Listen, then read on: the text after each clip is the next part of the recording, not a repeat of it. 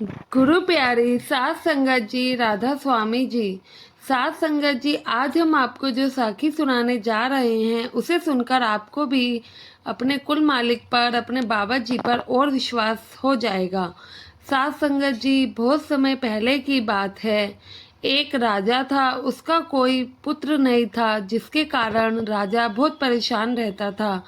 राजा काफी समय से पुत्र प्राप्ति के लिए कुल मालिक से आस लगाए बैठा था। राजा और रानी हर मंदिर, मस्जिद, गुरुद्वारे, हर जगह जाकर माथा टेक चुके थे, लेकिन उनको कहीं से भी पुत्र की प्राप्ति नहीं हुई। राजा के सलाहकारों ने राजा को तांत्रिक से सहयोग लेने की सलाह दी।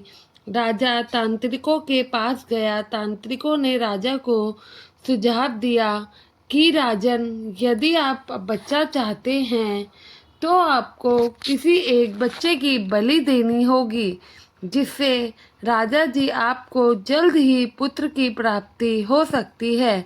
यह बात सुनकर राजा को बहुत हैरानी हुई। उसके मन में ये आया कि एक बच्चे के लिए मुझे दूसरे की बलि देनी पड़े तो ऐसा क्या फायदा। राजा ने अपने सलाहकारों से सलाह की और पूरे राज्य में ढिंढोरा पिटवाया कि जो व्यक्ति राजा को अपना बच्चा बलि चढ़ाने के लिए दे देगा, उसे राजा की तरफ से बहुत सारा धन दौलत इनाम दिया जाएगा। एक गरीब परिवार था, उनके कई सारे बच्चे थे। उन बच्चों में उनका एक बच्चा ऐसा था जो उस कुल मालिक परम पिता परमेश्वर पर बहुत विश्वास करता था। दिन भर भगवान की भक्ति में लगा रहता था तथा संतों महात्माओं के सत्संग में ज़्यादा से ज़्यादा अपना समय व्यतीत करता था। वह कोई काम नहीं करता था, बल्कि जो सारे बच्चे थे वो थोड़ा बहुत कमाते थे और यह बच्चा काम नहीं करता था। राजा की यह बात सुनकर उसके घर वालों के मन में आया, क्यों ना हम अपने इस बच्चे की बलि दे दें, क्योंकि उस गरीब परिवार को लगा कि यह बच्चा तो कुछ कमाता नहीं है, एक निकम्मे की तरह पूरे घर में पड़ा रहता है। बाकी बच्चे तो कुछ ना कुछ कमा के घर में लाते हैं और सहयोग करते हैं। ऐसे बच्चे का हम क्या करेंगे, क्योंकि यह तो बिल्कुल ही निकम्मा है, कोई काम धाम नहीं करता, पूरे दिन पता नहीं भगवान की भक्ति में लगे रहता है। यह बच्चा हमारे काम का नहीं है। अगर हम इस बच्चे को राजा को सौंप दें तो कम से कम राजा जी प्रसन्न होकर हमें बहुत सारा धन देंगे, जिससे हमारा जीवन सुख में कट जाएगा। उन लोगों ने ऐसा ही किया। अपना वह बच्चा राजा को बलि चढ़ाने के लिए दे दिया। राजा ने उस बच्चे के बदले उस परिवार को काफ़ी धन दौलत भी दिया। राजा के तांत्रिकों द्वारा उस बच्चे की बलि देने की सारी तैयारी शुरू हो गई। राजा को भी वहां पर बुला लिया गया। उस गरीब बच्चे से पूछा गया कि तुम्हारी आखिरी इच्छा क्या है। यह बात राजा ने उस बच्चे से पूछी और उन तांत्रिकों ने भी पूछी। सात संगत जी, बच्चे ने कहा, मेरे लिए रेत मंगवा दीजिए, मुझे उसके साथ खेलना है। राजा ने नौकरों से कहा कर इस बच्चे की आखिरी इच्छा को पूरा कराने की पूरी कोशिश करी। अंत में थोड़ा सा रेत भी मंगवाया गया। बच्चे ने उस रेत से 4 ढेर बनाए। एक एक करके बच्चे ने उन 3 रेत के ढेरे को पैर से मारकर तोड़ दिया और चौथे ढेर के सामने वह छोटा सा बच्चा हाथ जोड़कर बैठ गया।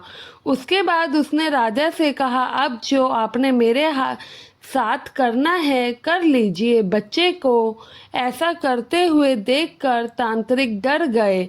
उन्होंने उस बच्चे से पूछा कि तुम पहले ये बताओ, तुमने यह क्या किया है।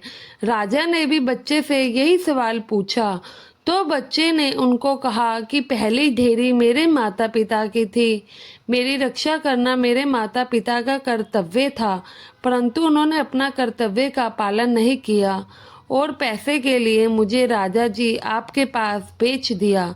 इसलिए मैंने पहली ढेरी तोड़ दी। दूसरी ढेरी मेरे सगे संबंधियों की थी, परंतु जब मेरे माता पिता को कुछ नहीं समझाया तो यह भी मेरी क्या ही मदद करते, इसलिए मैंने दूसरी ढेरी भी तोड़ दी।